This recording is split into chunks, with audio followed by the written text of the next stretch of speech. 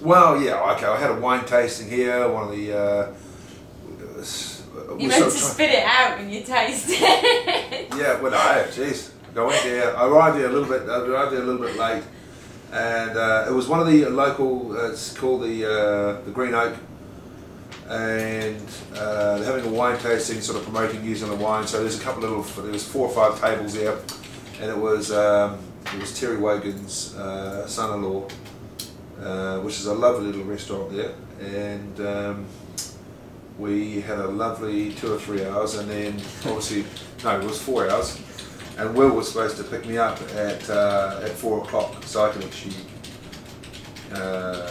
get off the tubes. But Robert Jonesy didn't turn up. He blamed it. He said he was stuck on the M4. So as I was driving home, and I rang Will and said, "Hey Will, where are you? Da da da. You coming to pick me up?" And he said, "Look, Jones hasn't even turned up."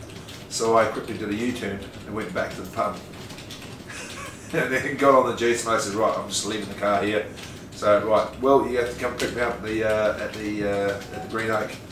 So yeah, they turned up. Jones and Will came in for about 15-20 minutes. So yeah, I was pretty much gone by then. Well, I wasn't gone, but I was quite on the merry side.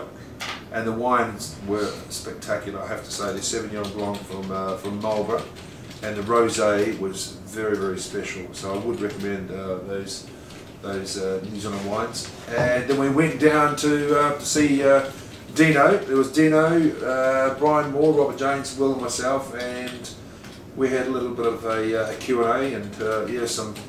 I feel sorry for the city boys. Obviously, finding it a little bit tight at the moment, but managed to raise some good bit of money at an auction and a few other things.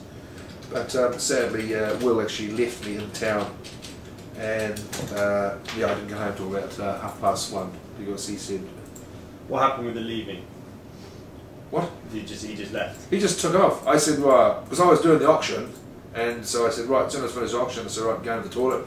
Went to the toilet, went upstairs, and he said, I thought you were downstairs. And I phoned him. I said, where are you? He said, we're at home. And I said, hey, well, how am I getting home? And he said, well, you know, and then the phone just went dead.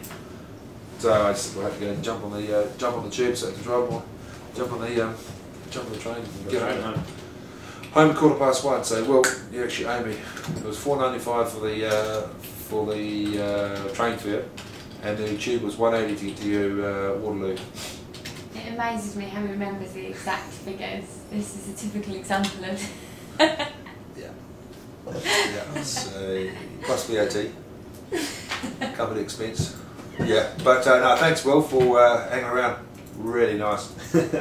Yeah, and you too, Jonesy. How was Jonesy? Was he on good form? He's a good wolf. Was he on good form? Eh? Was he on good form? He's like Tom Thumb.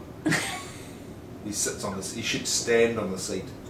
He needs to stand on the seat. He's so small. It's like Dino and I sitting here like this thing here, and the people at the back of the room there can't see him because he's you know, he needs to stand up there. He's like mini me. He's like the old mini me thing. Jonesy's the poison dwarf.